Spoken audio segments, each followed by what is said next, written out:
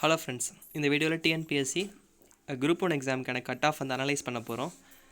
இந்த வருஷம் நடந்த குரூப் ஒன் எக்ஸாமில் கிட்டத்தட்ட 45% கேண்டிடேட் யாருமே வந்து அட்டன் பண்ணல, ஆப்சன்ட் ஆகிட்டாங்க.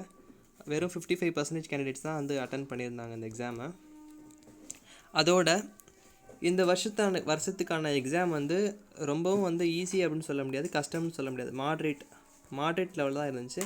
கிட்டத்தட்ட ஓரளவுக்கு நல்ல கேண்டிடேட்டாக இருந்தாலே ஆவரேஜாக 100 கொஷின்ஸுக்கு மேலே 100+ கொஷின்ஸ் வந்து அடிச்சிடலாம் ஈஸியாகவே. அந்த லெவல் தான் கொஷின்ஸ் இருந்துச்சு.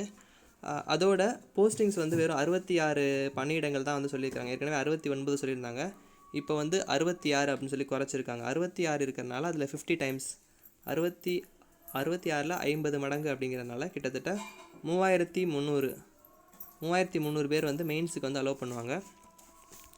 ஸோ இந்த வருஷத்துக்கான கட் ஆஃப் வந்து கொஞ்சம் ஸ்லைட்லி இன்க்ரீஸ் ஆகிருக்கு. போன வருஷம் வந்து ஒரு 115 கிட்ட இருந்துச்சு. இந்த வருஷம் பார்த்தோம்னா கிட்டத்தட்ட ஒரு 130, 127, 130 அந்த ரேஞ்சில் ஜென்ரல் கேட்டகரி கேண்டிடேட்ஸ்க்கு வந்து இருக்க வாய்ப்பு இருக்குது. அடுத்ததாக பார்த்தோம்னா பேக்வர்ட் கிளாஸ் பிசி கம்யூனிட்டி பொறுத்த வரைக்கும் 125 +or-3 128 கூட இருக்கலாம், இல்லை 122 அந்த ரேஞ்சில் இருக்கலாம் அப்படிங்கிறது ஒரு கெஸ்ஸிங் தான். அடுத்ததாக எம்பிசியை பொறுத்த வரைக்கும் பார்த்தோம்னா 123 இந்த ரேஞ்சில் இருக்கும். இதில் பெண்களை பொறுத்த வரைக்கும் பார்த்தோம்னா அவங்களுக்கு 1 மார்க்கு 2 மார்க் அந்த டிஃப்ரென்ஸ் இருக்கும். அடுத்ததாக பேக்வர்ட் கிளாஸ்லேயே வந்து முஸ்லீம் கம்யூனிட்டி பார்த்தோம்னா 118 +or-3 அப்படிங்கிற ரேஞ்சில் இருக்கும். அடுத்து எஸ்சி கேண்டிடேட்ஸை பொறுத்த வரைக்கும் பார்த்தோம்னா 116 அல்லது +or-3. அப்புறம் அதில் வந்து விமென்ஸ் வந்து 115 +or-2 அந்த ரேஞ்சில் இருக்கும்.